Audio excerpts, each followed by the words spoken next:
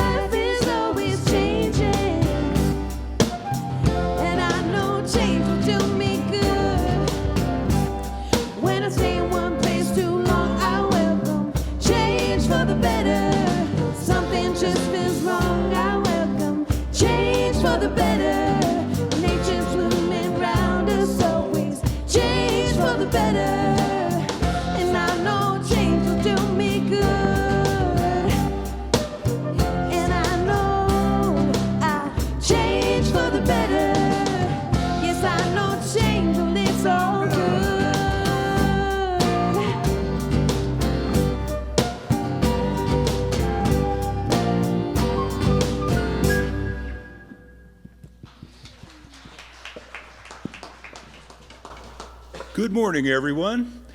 Happy springtime and welcome to the Salt Lake Center for Spiritual Living. My name is Rob Eckman, and I am your service host and your speaker today.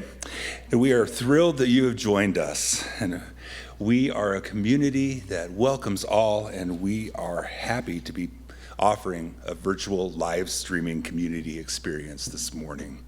And I'm going to echo Rick, what a beautiful sight this is, to see so many friends for the first time in some time. I love you all. It's so great to see you here.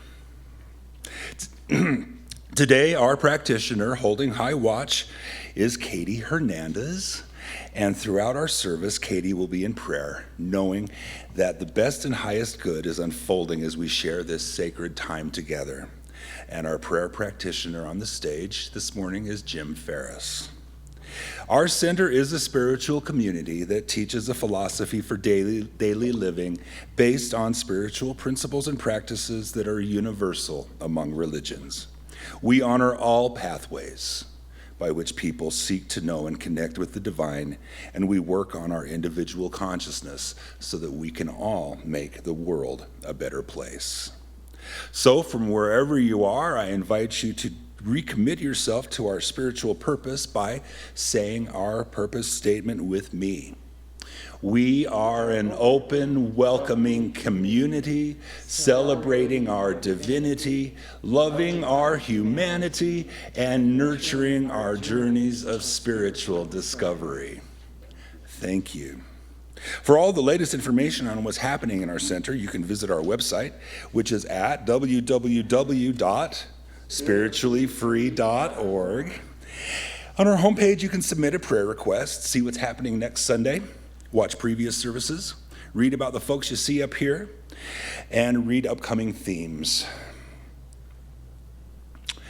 For details on today's announcements and more, you can visit the announcements section on our website, which has more information about us, our center, and our community. For announcements, you can join the Wizard and Crohn's group every Tuesday at noon. Did I get that time right? Second Tuesday only. Second Tuesday, but what's the time? It is noon. Okay, thank you. Second Tuesday at noon, the Wizards and Crone group is gathering virtually on Zoom and studying the world's major religions using the book 12 Major World Religions, the beliefs, rituals, and traditions of humanity's most influential faiths by Jason Boyette. Reverend Myrna Hurst is running and hosting this group, so please consider joining us the second Tuesday of the month at noon. On the third Wednesday of each month at 6 p.m., this is the Zoom chat that has traditionally been on Sundays right after our service, but now it has moved to the third Wednesday of each month at 6 p.m. And on these evening sessions, we'll catch up with each other and talk about the topic from the previous Sunday service. This will also be on Zoom. Next Sunday, April 18th at 2 p.m., will be the first planning meeting for our 50th birthday celebration. In case you all haven't heard, our little center is only 50 years old, and we plan to celebrate in a great big way this summer. We want to have a wonderful, safe, and outdoor party somewhere in about midsummer. We're paying attention to the news and at the same time hoping that we can do something huge and fun before the weather gets too hot. I am the contact person for this gathering. The meeting next Sunday will be held on Zoom. It'll be 2 p.m. I will be in the lobby after service today with a sign-up sheet if you'd like to join us to help plan this big blowout. It should be a blast. All right. Our center is founded in and grounded in prayer, which helps us deal with whatever comes our way. Excuse me. And create a positive experience regardless of our situation. Our professional prayer practitioners are trained in the art and science of affirmative prayer and are ready to pray for and with you. Click on the link on our homepage and send the practitioners a request, and all of the practitioners will uplift you in prayer for the week. If you'd like to connect personally, let a practitioner know, and they can give you a call so that you can be an active part of their prayer for you. All right, now I invite you to settle in. Allow Jim's reading and the centering music to take us to the sacred place within, and then Jim will lead us in prayer.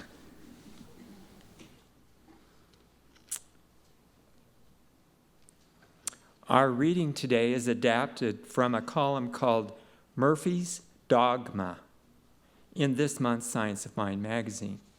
It was written by Murphy, the human whisperer. He's a dog who watches over his human, Reverend Dr. Bob Luckin, when he isn't working on his monthly column. I renamed the title to The Winds of Changing for the Better. You and I possess many of the same abilities. Because I'm a dog, I'm not tethered to your world of words, names, goals, conditions. My heart joyfully embraces a different world. When you open your heart to me, you think you are becoming a part of my world. But in truth, it's our world. When you forget the difference in our species, we experience each other as pure love. What we share is as beautiful as the greatest love song ever written. If you were to listen to the breeze with your skin the way I do, you would hear it whispering. You could feel the energy of an impending storm long before it's visible. When you allow yourself to walk barefoot with me, it's possible to feel the ground breathe love into every cell of your body. In a life tethered to the winds of changing for the better, it's easy to lose touch with your heart and the love that surrounds you. It's easy to lose your way. Maybe this loss is a longing to connect with the beauty of life you were meant to live. I invite you to believe, as I do, that unconditional love is your true essence that thrives in every molecule of your being.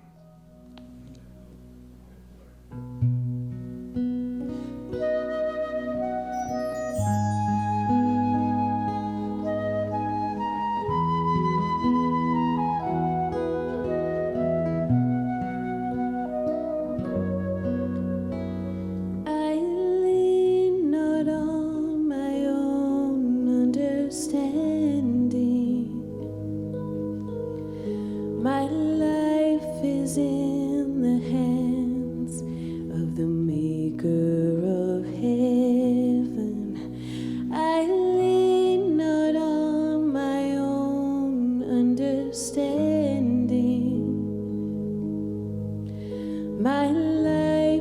in the hands of the Maker of heaven. I give it all to you, God, trusting that you'll make something beautiful out of me. I give it all to you, God, knowing that you'll make something beautiful out of me. So I will climb this mountain with my hands wide open. I will climb this mountain with my hands wide open. There's nothing I hold on to. There's nothing I hold on to. There's nothing I hold on to. There's nothing I hold on. There's nothing I hold on to. There's nothing I hold on to. There's nothing I hold on to. There's nothing I hold on. 'Cause I lean not on my own understanding. My life is in the hands of the Maker of heaven.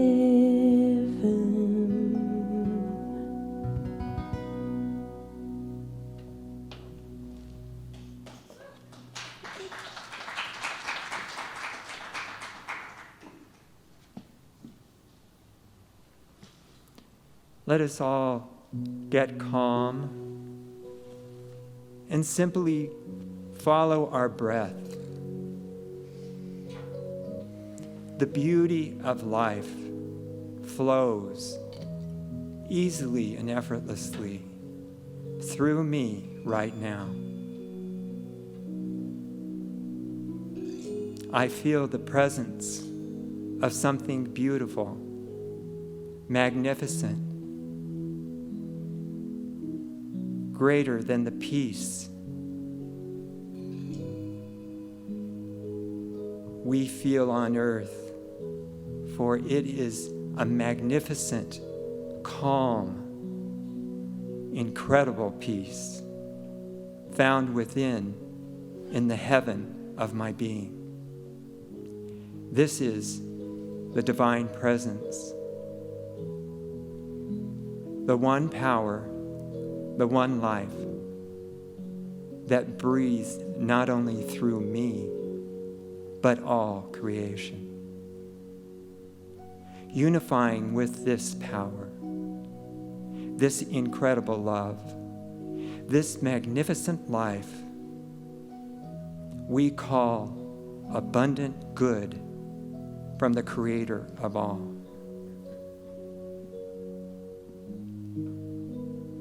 I know each one in this service is open to that inner vision, that inner hearing of truth in every song, in every word, and in the eyes of each person here and at home. This is the life that we celebrate today. How grateful we are to be open and willing to let the divine mind guide our actions as together we say, and so it is. I invite you to sing with us this next song, written by Jamie Lula. I heard about Jamie Lula about 15 years ago. It was Reverend Marty Bacher said, I want you to do this song. It's a good theme for our Easter month. And I was kind of excited because I'd heard of this guy named Jamie Lula because when my kids went to church camp, he was one of the music facilitators there. And every single one of my kids just loved this guy. He had just a remarkable, vibrant energy. This song that we're going to sing is about stepping into the unknown and trusting that with Spirit we can step into anything, even the poo sometimes that seems like such a bad circumstance, and yet there's always a gift in it. There's always a gift in stepping into the unknown, even if it's just building the faith that you can face anything. It's called Into Your Hands. 1, 2, 3.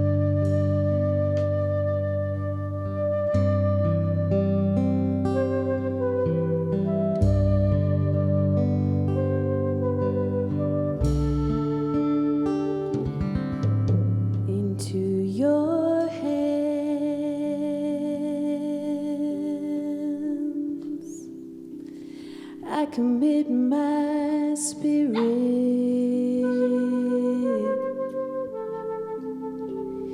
into your hands.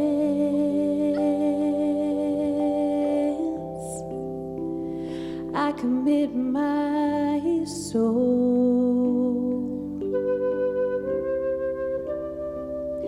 into your hands.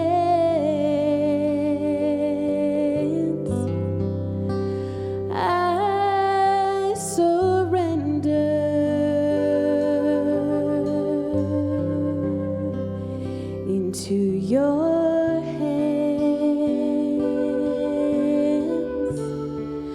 oh Lord.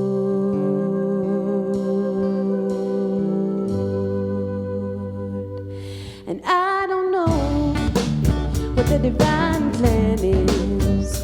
I can't make sense of what I can't see.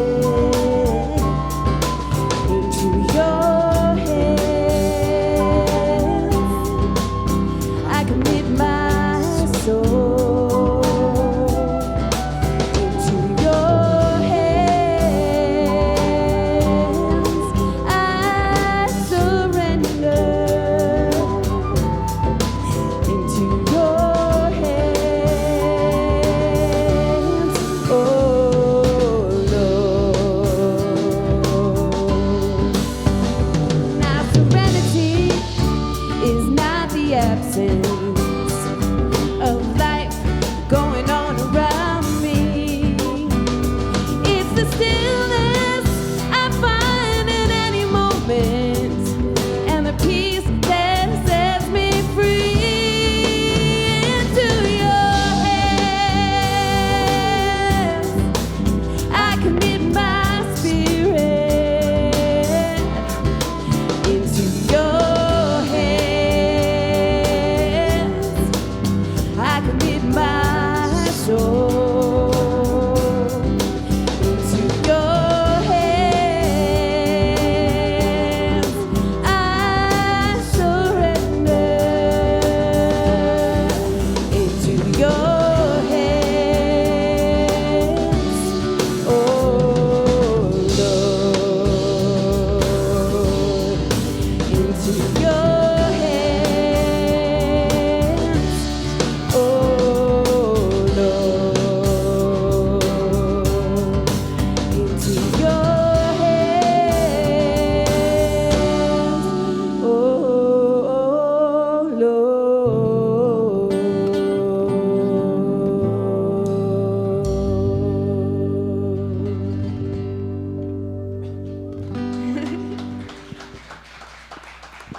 Thank you. Thanks for singing along. It's my privilege to introduce our special music today. This gentleman, I like to call him Dr. Dallas because of his flute medicine.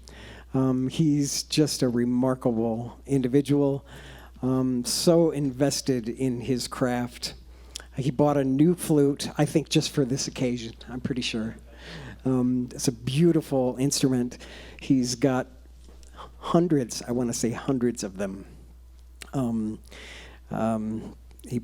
That's probably why he doesn't have a house. Let's give it up for the amazing Dallas Brown flute medicine.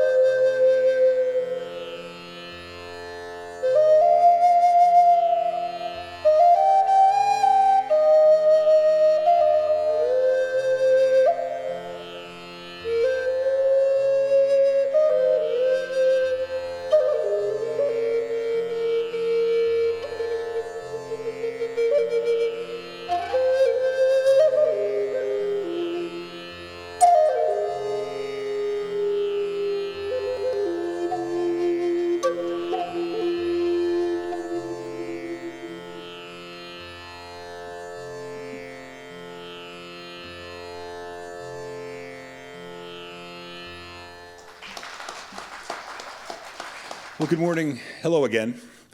And welcome to a new month with new thinking, new thoughts, and challenges. Last month, in the month of March, we opened ourselves to the highest possibilities for our lives by living in the question. And this month, we begin our journey and talk about living from our own vision redefined. Throughout this month, we're going to embrace change with curiosity as we navigate our new paths with practical spirituality. So the suggested topic for today's message is the winds of change. And change comes in many, many forms, I think everyone will agree. And some of them are comfortable and some of them are not. But a commitment to something that requires change, requires that we embrace it, requires transformation, and requires a sense of newness. When we step boldly into the unknown, we find ourselves navigating those winds of change, welcoming some and resisting others, and we have the opportunity to choose how we're going to live moving forward. The Centers for Spiritual Living have created a global vision, and this is a multi-paragraph proclamation, if you will, that I have shared in my talks before. I think it's beautifully written and well and all-encompassing, and it begins with the statement, "We envision all people, all beings, and all life as expressions of God." And then it goes on to proclaim several statements of affirmation. The paragraph that I think pertains most to change and to the message that I want to convey today is this: we envision humanity awakening to its spiritual magnificence and discovering the creative power of thought. A world where each and every person discovers his or her own personal power and ability to create an individual life that works within a world that works for everyone. So there's a message there of let go and let God. To those who might not be familiar with the term, it means settle down, focus on what you want, clear your mind, and then let the universe contribute and take you to your destination. It can be a breathtaking experience. As I have been studying change this week, which is to say that when I'm asked to be here, which is a real treat, I study the material that the Home Office sends, and with change, there are some pieces that I've studied this week that I'm going to share with you shortly, and they have really rocked my world. Even in just a few days, which is what I expect, right? And I think what you can expect too. We all know that interesting connection, especially when something new, when you step into something new and really apply yourself, how it can really, really apply itself back to you. So to the degree that we allow ourselves to be less resistant to the upsets in life, we can embrace opportunities and move in a new direction. How resistant are you to change? No one here, right? No one here is resistant to change. I know, me too. What happens when something unexpected happens in your life? Whether it's good or not so good. How do you react?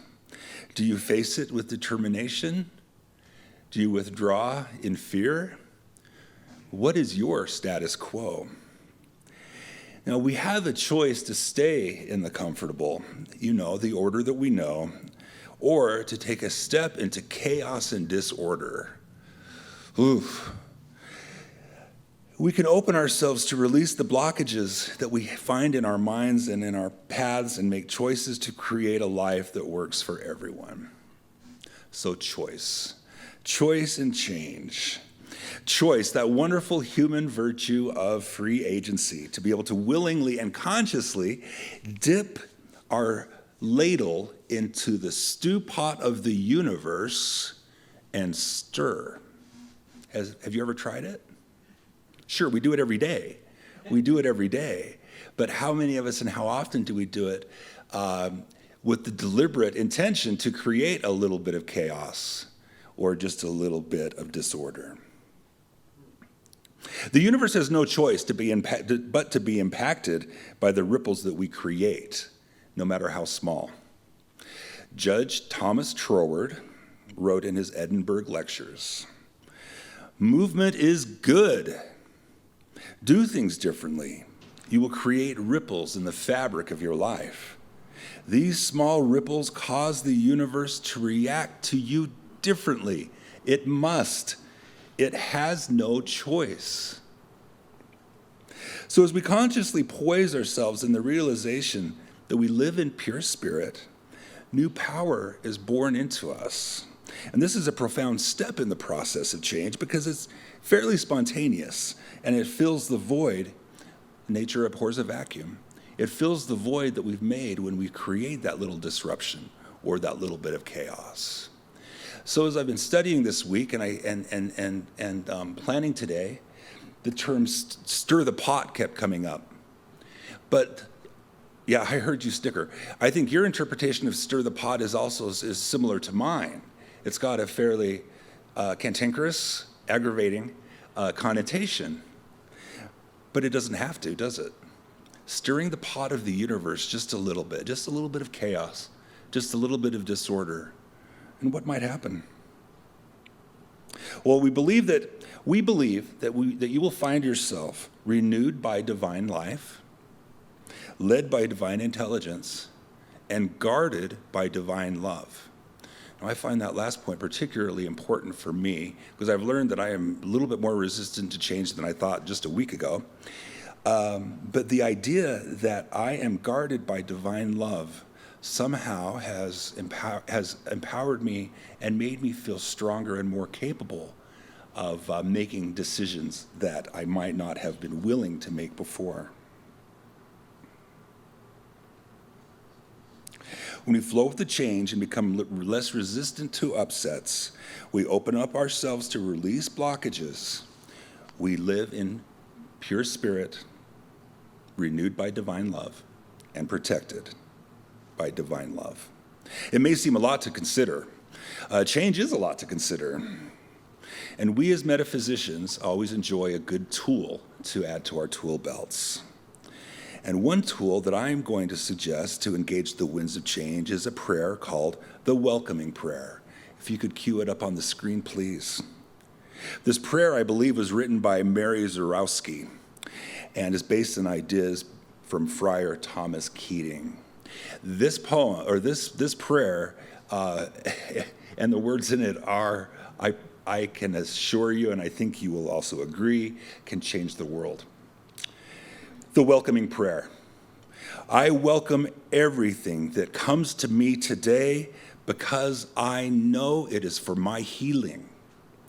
I welcome all thoughts, feelings, emotions, persons, situations, and conditions. I let go of my desire for power and control. I let go of my desire for affection, esteem, approval, and pleasure. I let go of my desire for survival and security. I let go of my desire to change any situation, condition, person, or myself. I open to the love and presence of God and God's action within. I dare you. Try it. In reviewing this piece by piece over the last few days, all of these words, which as it turns out are nouns, verbs, and adjectives, all, I find that it touches on many places in my life where I do have discomfort. Let go of control. Let go of that control and power. Let go of my desire for affection and esteem and approval. Let go of my desire for security. Ernest Holmes said in Living the Science of Mind, instead of being confused by the situations around us, we should be calm, tranquil, and confident that through reforming our word, we can as easily change the existing conditions as perpetuate them. We know how strong our words are. It's all in how we use them. So the instructions that came with today's talk, and I shouldn't lay so much emphasis on instructions, they're suggestions of things to talk about. They always include several talking points that illustrate the idea. And in reading the different ideas or the different points that Home Office provided for me, I decided not to use any of them and use one that is a little bit closer to home for this community and for our spiritual family. Do you realize that we have been without a senior minister for almost 4 years? That 4 years ago, when we were still on Bugatti Avenue, we embarked on our search for a new minister, creating a team of people to do so, and put the word out into the world in varying degrees of success, to invite that new minister into our world. And there are various reasons, or conditions, if you will, that have kept that search for a senior minister at bay. Now, I am not a minister. I am not candidating it as a minister. I'm not even a practitioner. I'm the guy that has taken foundations 5 times. But I think that this example of potential change is the one that I want us to mull over. I'm not here to change your mind, and I'm not here to say that a senior minister is absolutely our future. What I am going to suggest is change. Now, those 4 years ago, I was on the board of trustees, and I was also on the group to the committee to help find a new minister. We did several things at that time in canvassing our community. Some of those folks are obviously here now, some are not, and I don't know who is and who isn't based on the data that I remember. But I do know that that at one early point in our quest, we asked the congregation through a short survey to share their ideas of what a minister was and what they wanted from a minister. We shared that information publicly with everyone later, but the point I want to make is that I went home that night after we gathered the information and I journaled. And I went back to see if I had journaled anything about what my impressions were, and I did. And what I was able to recollect by going back into my writing is the impression I got of what we wanted from a minister. And I actually wrote down some of the words that impressed upon me then from some of those surveys. And I feel safe in sharing them with you because I don't know who said them, and it doesn't matter. But what I think is interesting is any difference between where we are now and what we expressed then of what we wanted. Some of those things, only a few, very few. A teacher, a leader, a counselor, someone who is socially active, someone who is spiritually available, and someone who, as one person put it, acts as the cement that holds us together and the string that runs between us. I think that's very, very beautiful and important to consider from the perspective of where we were and where we are and where we could go. So, as I said, I'm not trying to change anyone's mind or insist that we need a minister, but I think that the value in the conversation of change is really worth having. And it seems that it's a change that we've been working toward for a long, long time now. So, even today, I would ask you, what are your personal thoughts on having a minister?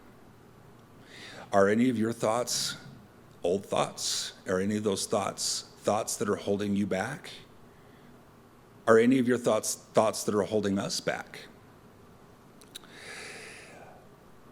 And then I wrote here, one more person had said, and this struck me as awesome, and that is, What is holding us back from realizing the perfect minister to be our Salt Lake Center for Spiritual Living spiritual CEO? Ernest Holmes again said, keeping the goal in mind, refusing to be baffled and defeated with uplifting thought and calm, but defining purpose, we cannot fail. So I wonder if the promise of change that this person would bring to our community is worth the challenge to the way that we've been thinking. All right, changing gears a little bit. A mother's letter. Dear kids, I enjoyed seeing you so much recently. It made me realize how much I've missed you. But I don't get lonely because I have some men friends who keep me company. I wake up with Charlie Horse. I exercise with Willpower. I spend my days with Arthuritis. And I go to bed with Ben Gay. Now, things are not the same. Everything's further away now than it used to be. It's twice as far to the corner, and they've added a hill. I've given up running to the bus because now it drives faster than it used to. It seems they make stairs steeper than in the olden days. And have you noticed the smaller print in newspapers these days? There's no sense in asking anyone to read it aloud because now everyone speaks in such low voices I can barely hear them. Even people are changing. They're so much younger than they used to be when I was their age. On the other hand, people my own age are so much older than I am. I ran into an old friend the other day and she had aged so much she didn't even recognize me. So I'm writing this letter as I sit in front of my dressing table, and I just glance up at my reflection, and confound it, they don't even make mirrors like they used to. Love, Mom. So change is a relative thing. It is merely the moving of one perspective to another. But while there's always incredible reformation occurring within life, life itself is changeless. Life just is, and this isness is the very fiber of creation. It's you, it's me, it's our essence. We are one cell of this isness, of the vastness of life. Contained within that cell is the perfect pattern of spirit, and we follow the original standard of life. Your share of this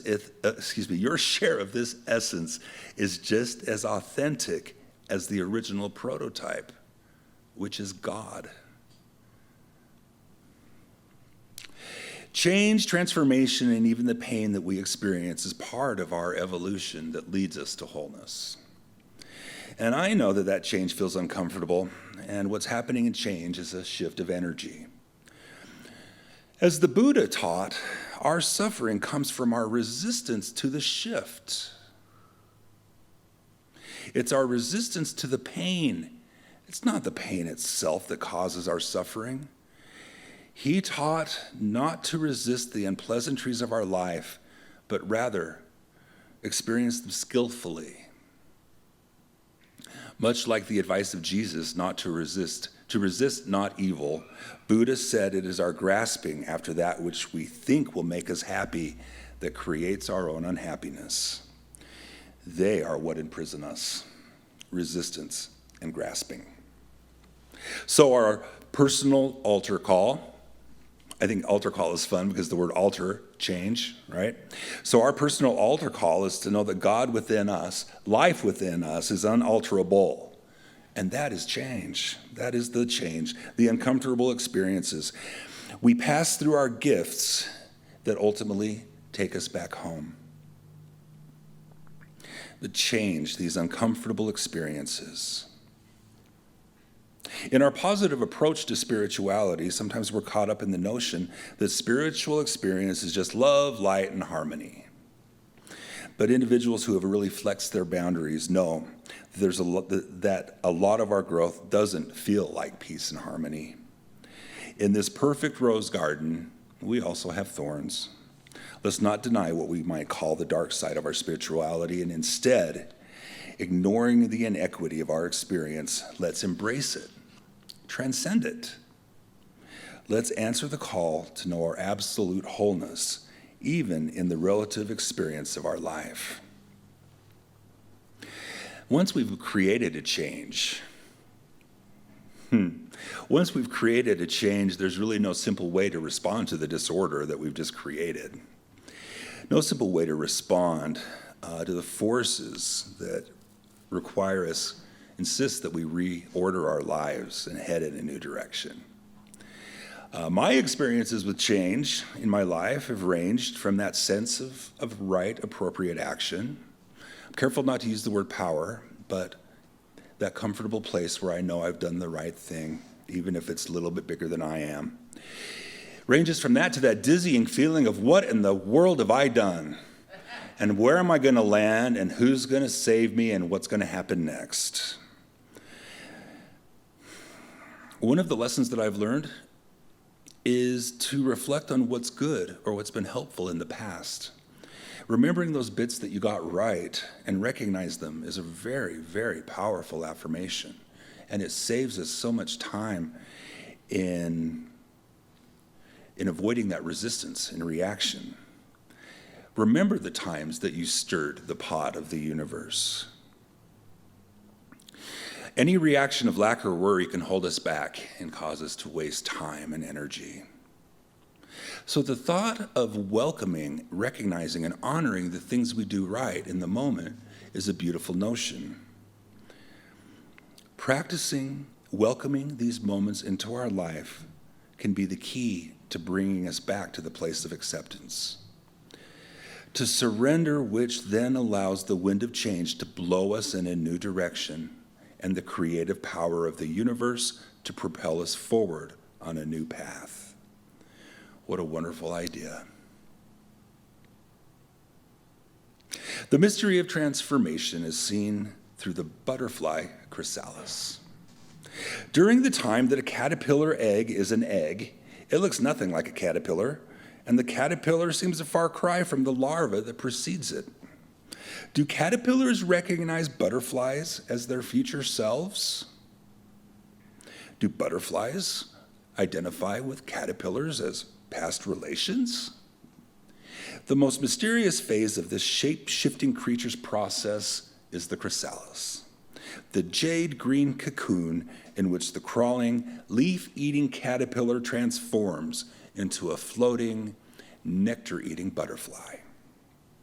In our human lives, we often find ourselves in the chrysalis state, and during those times, we don't have much to offer the outside world because, whether we know it or not, much of our energy is consumed with the inner transition.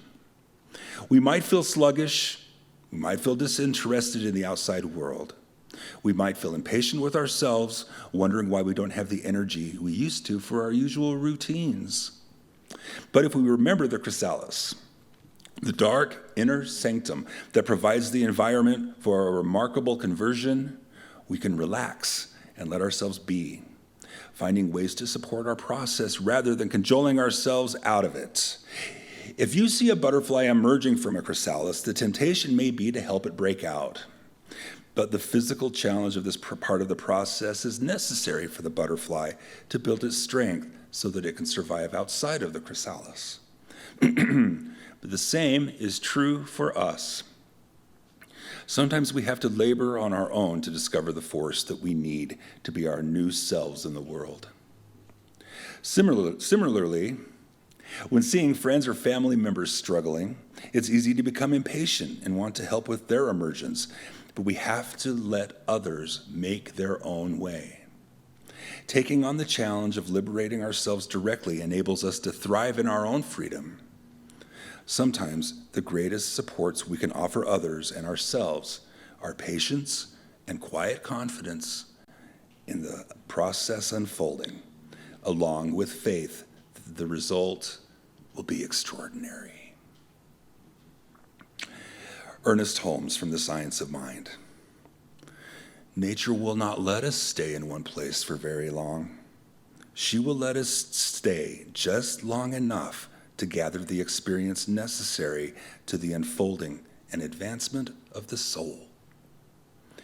This is a wise provision, for should we stay here too long, we would become too upset, too rigid, too inflexible.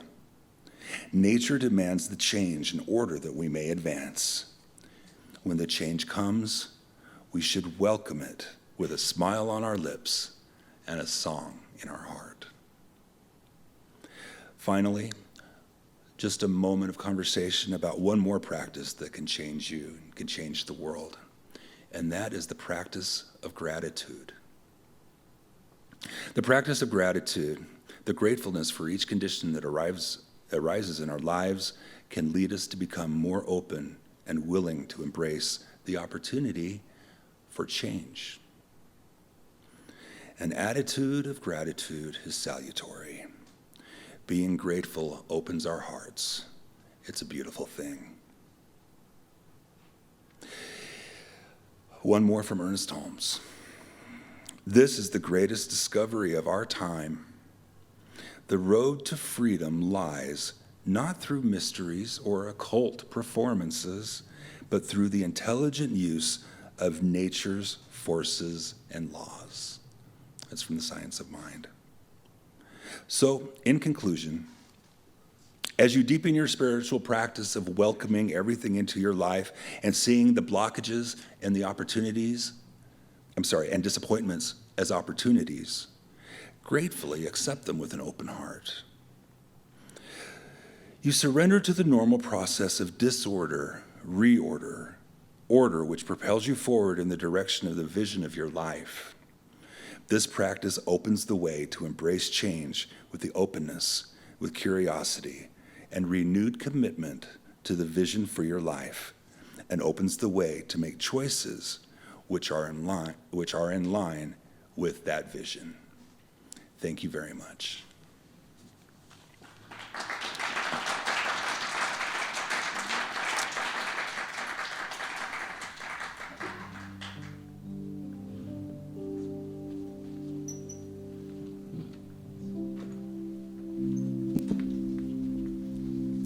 I am so blessed. I am so blessed. I am so grateful for all that I have. I am so blessed. I am so blessed. I am so grateful. I am so blessed. I am so blessed. I am so blessed. I am so grateful for all that I give. I am so blessed. I am so blessed. I am so grateful. I am so blessed. I am so grateful. I am so blessed.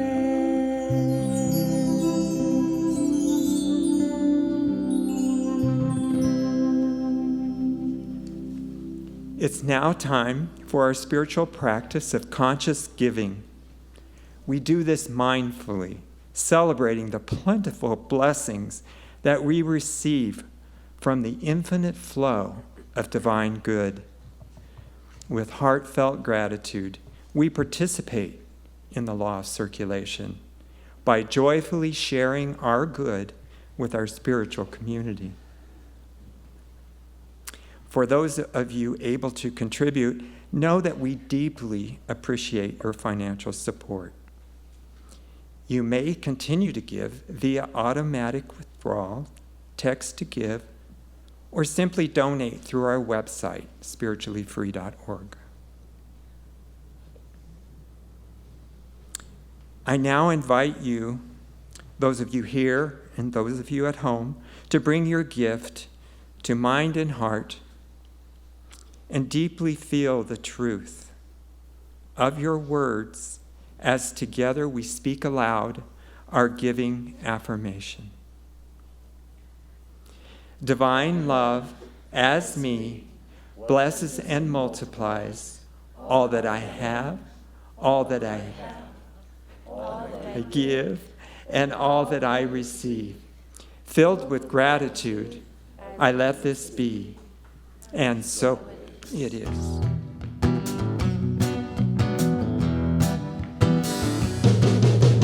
All that I need comes to me. All that I need comes to me. The light of love and grace shines upon my face. All that I need comes to me. I've been set free, I'm released. I've been set free, I'm released. The burden of my past has gone away at last. I've been set free, I'm released. All that I need comes to me. All that I need comes to me. The light of love and grace shines upon my face. All that I need comes to me. All that I need comes to me.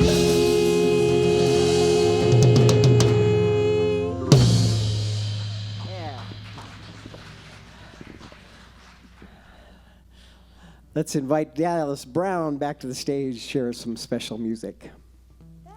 Yeah, Dallas. We're going to baptize that new flute, huh?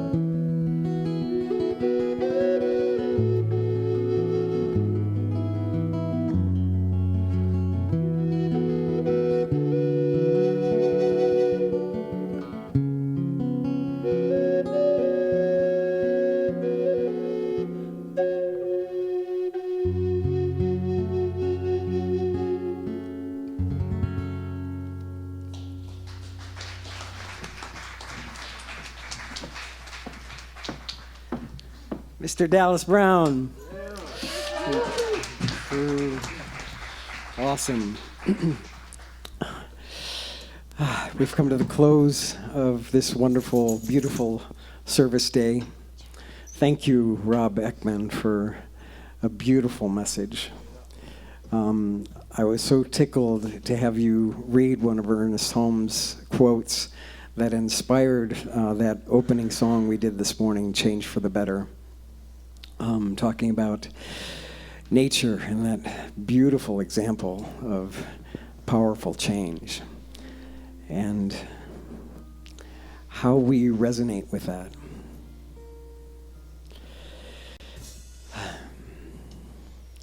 Stepping into the unknown is one thing. Having the unknown step into us is quite another. How we react, or better, how we respond to that, and to be welcoming, to open up to the changes that come. It's such an elegant, graceful thing to practice, as difficult as it is sometimes. Thank you for the beautiful message. Thank you all for joining us today. It's so wonderful to see some good friends back in our midst. Thank you for tuning in, those of you online in our love stream. You have a blessed week. Let's sing together our closing song, Gonna Build a Mountain.